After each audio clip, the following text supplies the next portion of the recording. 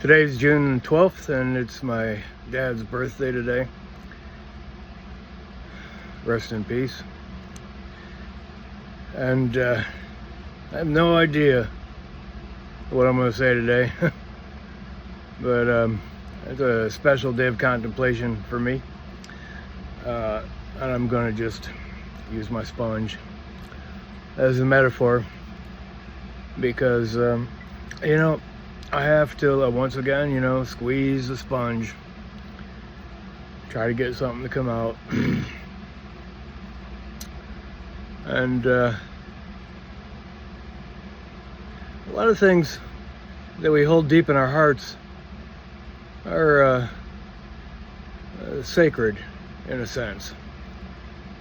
And in the context of that sacredity, if that's a word, I don't know, sacredness, there's silence and reverence. And it's like going into a holy place. A holy place normally is experienced with a lot of reverence and silence and deep contemplation, because we separate the sacred from the profane. And we set the sacred apart in our minds and our hearts, treat it with a different kind of reverence. Well, that's the way I look at my father. When I woke up this morning,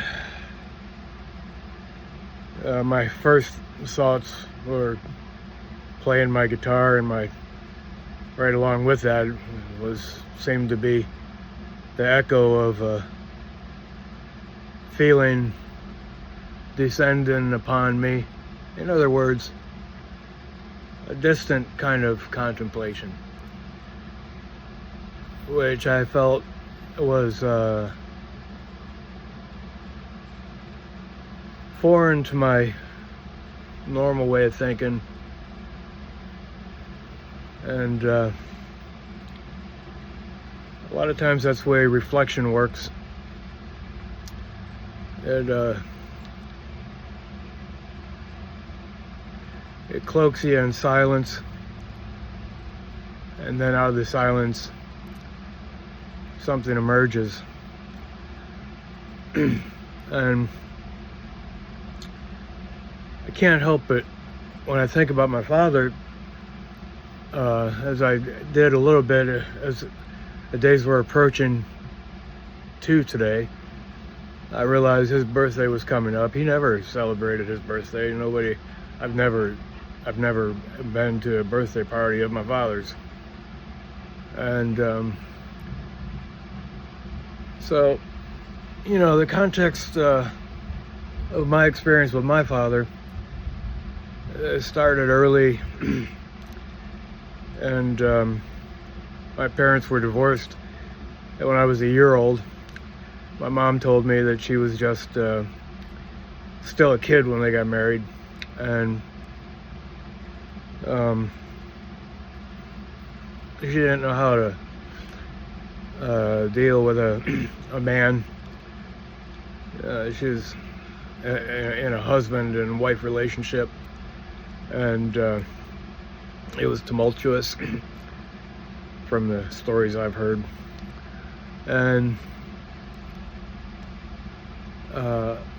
my dad, came out of the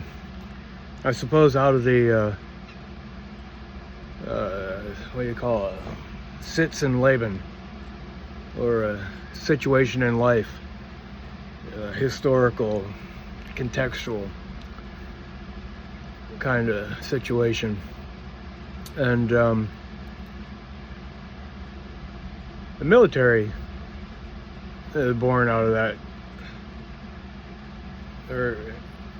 It's you motivate people with carrots and sticks, and a lot of times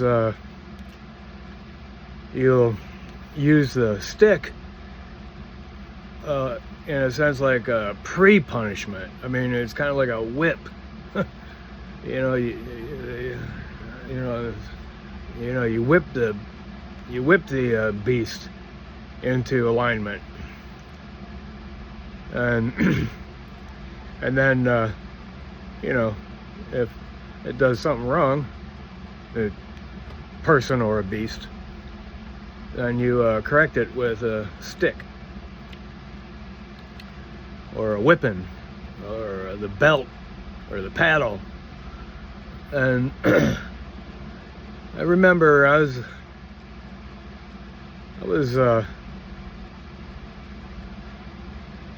don't think I was even in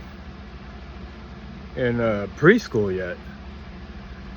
I would go to visit my father, and I remember him giving me a paddle, 10 of them. I don't know, 10 must be the magic number, but 10 of them, and they hurt. And he told me that he was giving me a spanking for pouting. I didn't even know what pouting was. I didn't know what pouting meant. But here he's taking me into the room, and my thoughts are wandering, and where do I go but to my grandparents' house in Valparaiso. Yeah, I remember going on there in that room. It was actually my grandparents' bedroom. That's where he'd give me the whipping. There must be some kind of message in that, I don't know. Maybe that's the way he was brought up. My grandfather always seemed relatively relaxed and calm, although he had a heart attack early on, so he must have carried a lot of stress. My grandmother was very stubborn and hard-willed, and she was a dominating force. My grandfather, actually, when he came back from the military during World War II, he would go to the pub and play poker, and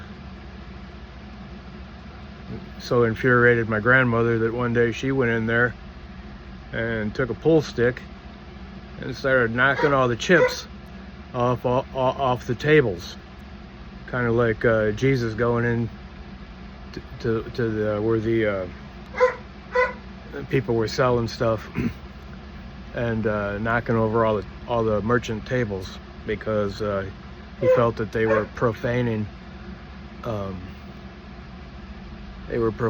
the proper regard of the sacred.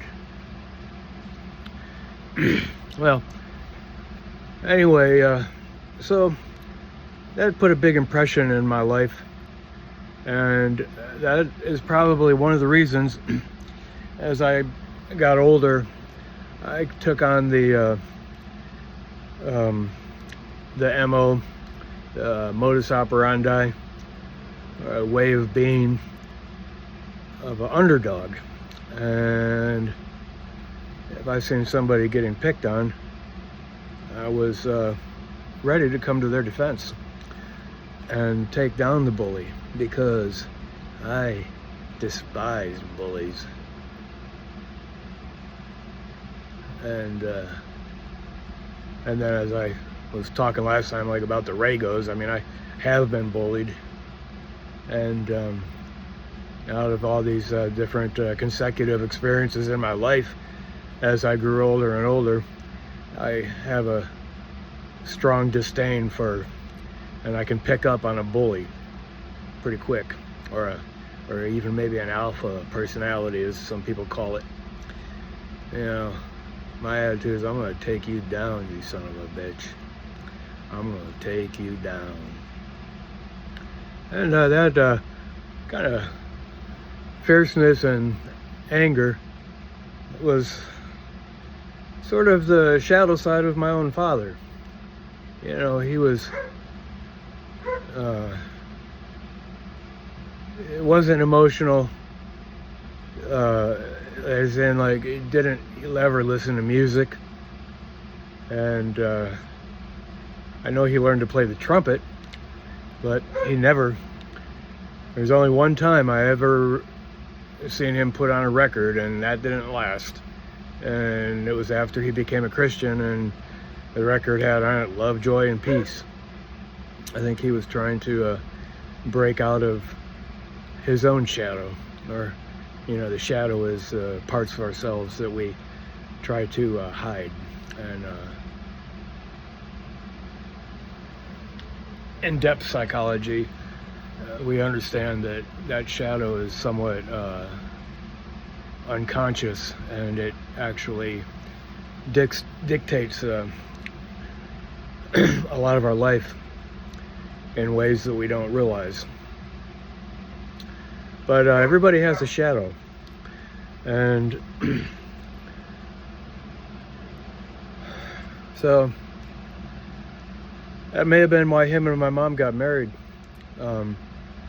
because they were polar opposites. My mom always played music, and my father never played music. My mom was emotional, my father was stoic. And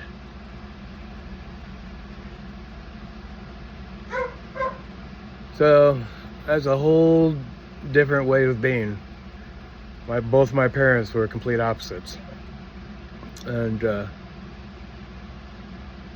I got the impression, you know, growing up, then like one time I went to visit my father, and I had a little bicycle, and he gave it to my stepbrother, who was a year younger than me, from a child of the woman who he married. She had Brian, Jack, Steve, and Rick. She had 4 kids, and he gave Brian my bicycle, and that really hurt me.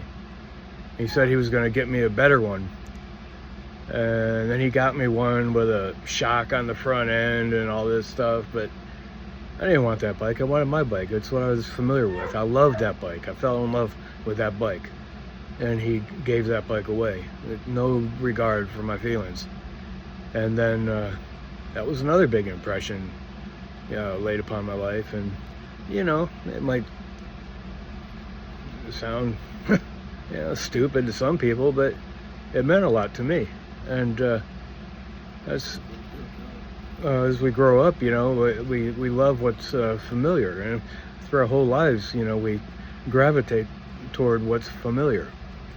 And it's good to try to become aware of that, because like, for example, if you think something is hard to do, well, it's not hard to do. It's just that you're not familiar with it.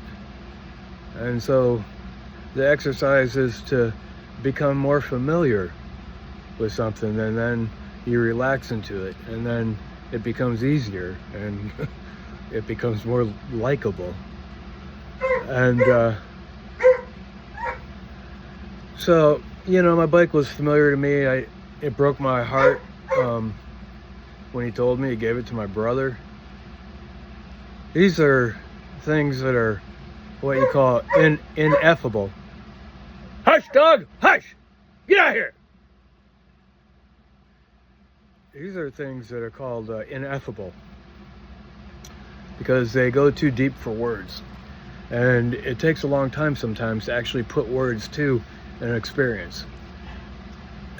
And that's why, you know, it's good to do exactly what I'm doing right now, sort of a stream of consciousness, because I'm putting words to my experience, and otherwise I wouldn't be doing this.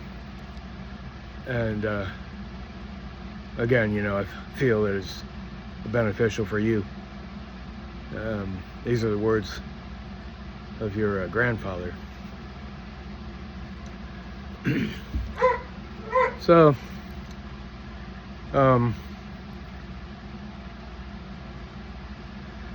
When I woke up this morning, like like putting a blanket on a cold baby, or an angel touching the brow of your fearful head, or whatever emotion you want to put with it, you know. But I felt as though my father was asking me to forgive him. And he's been dead, I don't know, he was 62 when he died, and his birthday was June 12th, and my birthday was June 3rd, and now I'm 63. So, I don't remember how many years it's been since he's actually been dead, but he told me before he was dying, before he was dead, he was dying, he told me that, and this is what you call forbidden knowledge, because he couldn't have said it any other time than when he did on his deathbed, and he wanted me to know. And when he told me, it turned a light on inside me, and I didn't know what that light was even showing me, and I've been living with that, although I put a shade on it, of course. We put shades on things so we can't really look, you know, you put sunglasses on so if you want to look up at the sun, you know. But he told me that he loved my mother most of all. So, you know, he was married to my stepmom. I called her Dorothy because she was never really a mom to me. And when I went to visit my dad in his new family's place, you know, I don't know, I always felt a little bit out of place. I didn't really have my own room, you know. I wasn't really part of the ongoings. I didn't really even know my dad all that well. Never really got to know him until I was in college, and I used to talk to him on the phone. Well, that's when I started. I escalated my conversations with him after I had already been out of the military and was already out of graduate school, and I was going through a real hard time with my youngest boy, Isaac's mother. And I would talk to him, and those conversations were meaningful, and I realized that he had a lot of wisdom that he never shared with me. And a lot of, you know, my dad told me the one thing that you can't argue with is a man's experience, you know, or you know, to be well, I forget what they call it, male and female correct. I can't remember what that word is, but it means male and female. No, gender. To be gender correct,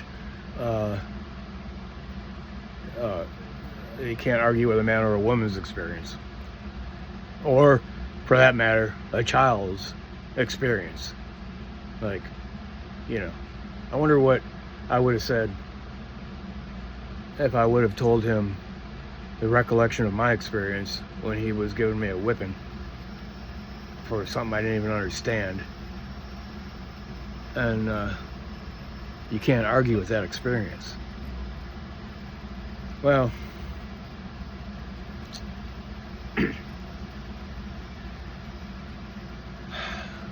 I felt as if he was asking me, you know, through the veil, to forgive him. And I also felt as though he was encouraging me to keep at my guitar, learning my guitar, because as if he realized now that that was one of his failings in life, And perhaps that's what attracted him to my mom, because what my mom valued, he suppressed. That was his shadow. Well, so where am I going with this? See, I started this out. I don't even really, I didn't have an end point in mind. I don't know what I'm really trying to say. But that's the way it is in life, You try to figure out what life is saying. And I suppose if I was going to draw it to a conclusion, which I am trying to do right now, is to say, like when you give a person a birthday present, like you frame it, you put the gift inside of a frame, a wrapping, and because you want to make it special, and maybe even give it the element of surprise. And